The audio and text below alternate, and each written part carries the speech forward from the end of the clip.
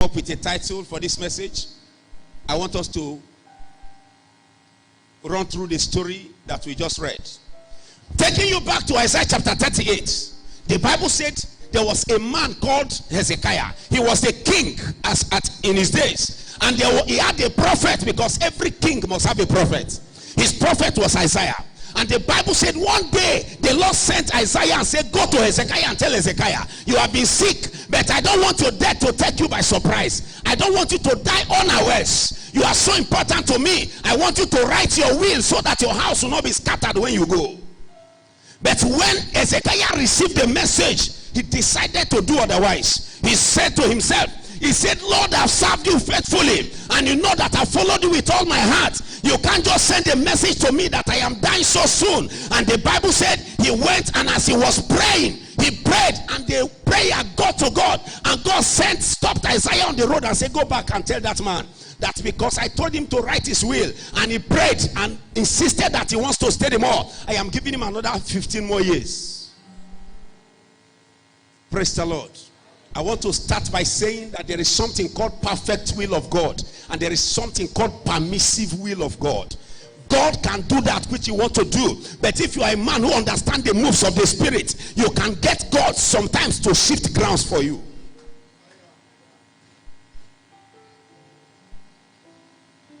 Are we together? Then Hezekiah recovered, and when Hezekiah recovered,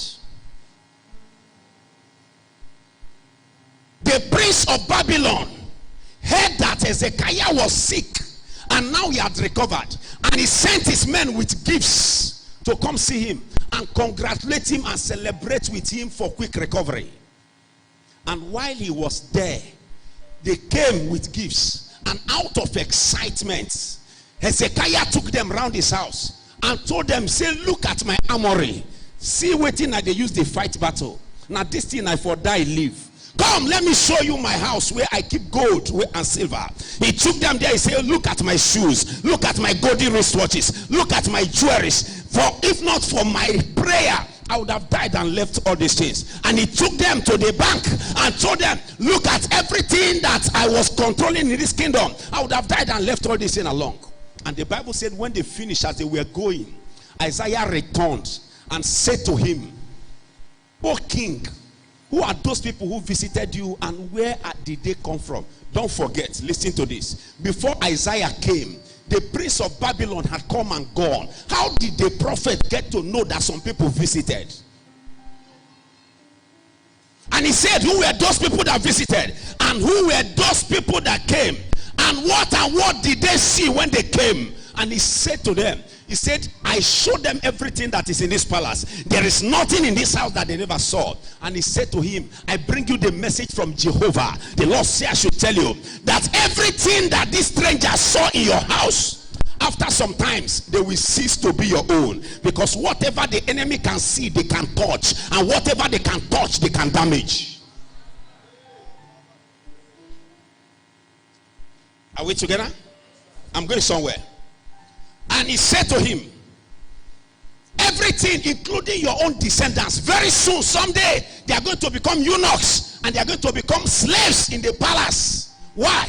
Because you allowed the enemy visit you with a gift in disguise.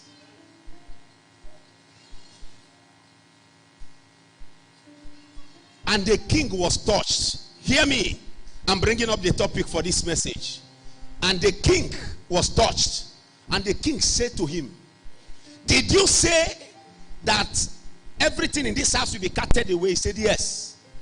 Now, he said, no, someday in the future. And he said to him, if it is someday in the future, that prophecy you gave me is a good one, I accept it. So long as there will be peace in my days. If there will be no trouble in my days, I am happy. Leave the trouble for my children and for my grandchildren.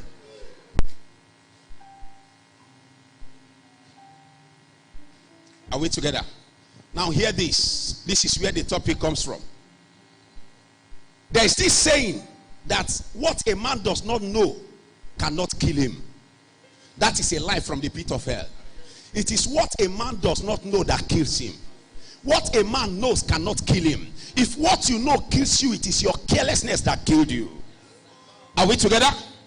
There is this proverb that wherever the walls are broken, the reptiles feast to celebrate there. You will never see a snake climbing a screeded wall. You will never see a scorpion or a wall gecko climbing a wall that is smooth. It is only where the walls are broken that you see lizards climbing everywhere. There are things that can happen in your life if there were no holes that were created before you came. Today, I want to preach on the title, on the topic, on the message I titled, The Silent Killers.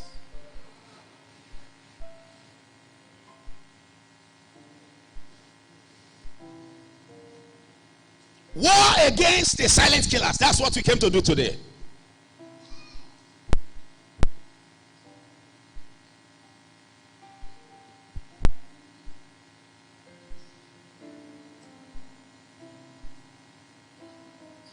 Are we together?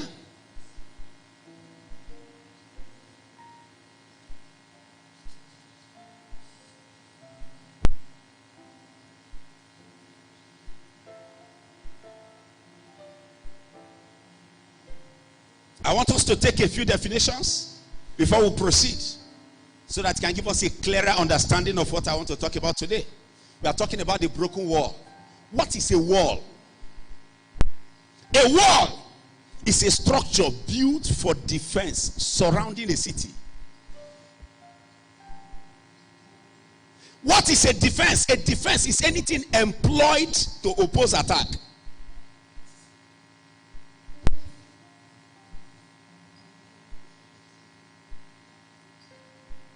A wall is a structure built for what?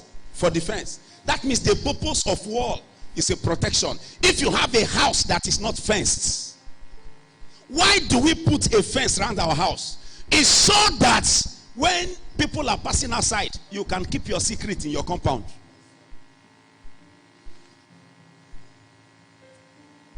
Are we together? So it is for the purpose of defense. And what is a defense? A defense is anything employed, anything raised, anything structured to oppose attack.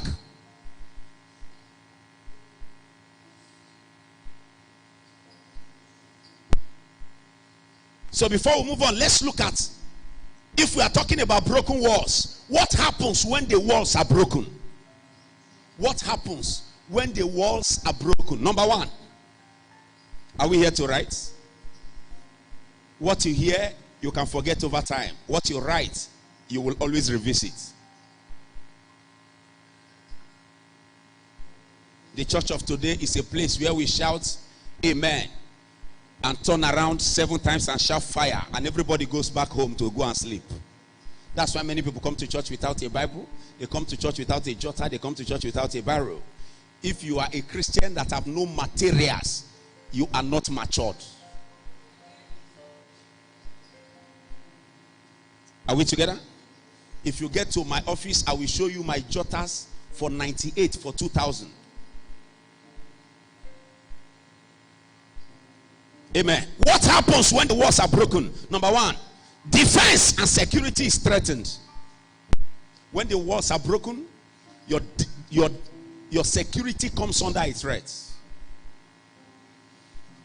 I'll be rushing so that we can do a few things. Number two, when the walls are broken, you are at the mercies of your enemies. When the walls are broken, enemies can come in and go out without stress. Number three, when the walls are broken, you become vulnerable to attacks. Vulnerable to attacks.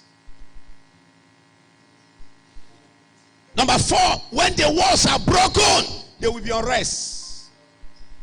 The walls of Nigeria is broken. That is why there is unrest in this country.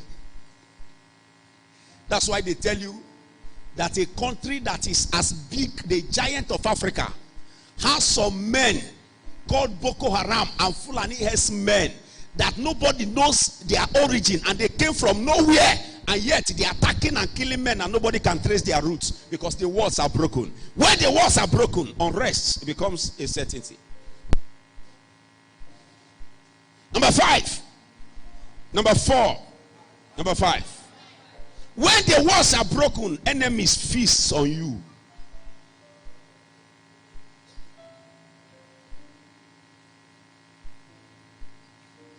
When the walls are broken, there will be easy access for the enemies to attack and operate.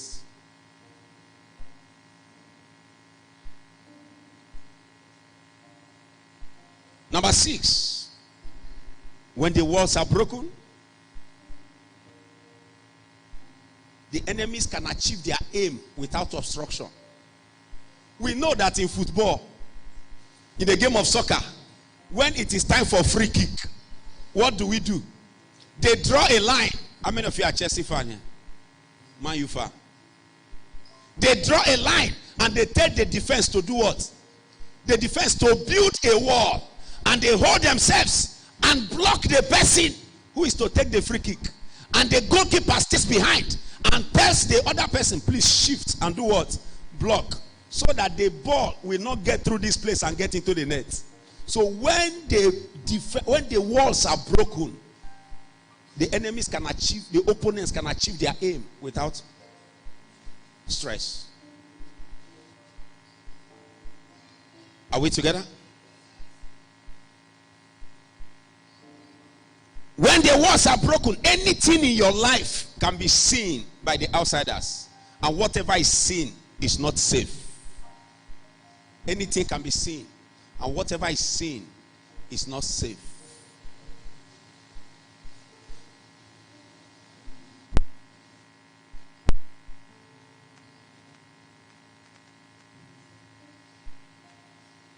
That means when the walls are broken, your destiny have no secrets. And finally, when the walls are broken, immunity is destroyed. When the walls are broken, immunity is destroyed. Your life is open to any kind of attack.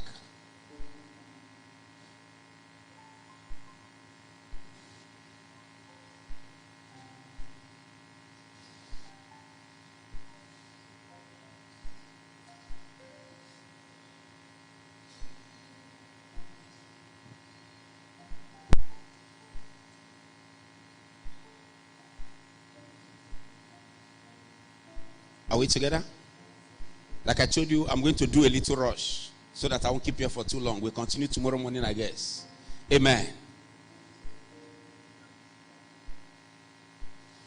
So this morning I'm talking about silent killers.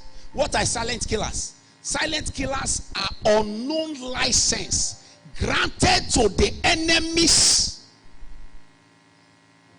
that permits them to disrupt your destiny and wreak havoc without your knowledge.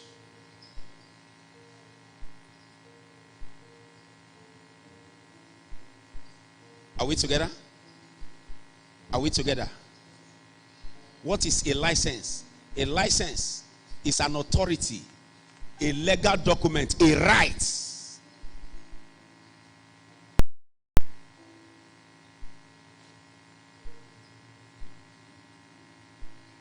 You will understand me better. I want to show you about 3 to 4 instances. Then we look at a way out. Then we close for today. I'll try to be as brief as possible. I saw in my scriptures, in the book of the Gospels, that when Jesus was brought to Pilate, and they said to Pilate, this is the man we want killed for us. Pilate said to them, after clear examination, he said, this man, I found him guilty of nothing. Why would you bring for me an innocent man to kill? And they said, that is the person we want destroyed. And Pilate said, if you chose to do that, I will do that because I am a king and I will obey the bidding of the people. But I want to be innocent. I refuse to soil my hands in the blood of an innocent man. And he said, please, can you get me a cup of water? And he said, let me wash off my hands off this man's blood. And the people said, we agree. You can wash off your hands, but give him to us. We will kill him. Let the blood be on us and upon our children's children. They did not say, let the blood be upon us. They say, let the blood be upon us and let it be upon our children. That is to say, there are unborn children. There are children that we are still in our loins. There are children that are yet to be born, even though they are innocent. But what we do today, let them be a partaker of it. Are we together? And do you know, in the book of Genesis chapter 4, the Lord said to Canaan, he said, where are you and where is your brother? Because I hear the voice of your brother's blood, and it is crying to me from the ground. And he said to him, listen to this. He said, from today, a vagabond and a fugitive you shall be. And when you till the ground will no longer yield her strength to you. What makes a man successful, what makes a man better than the other, is that when you dissipate a little energy, when you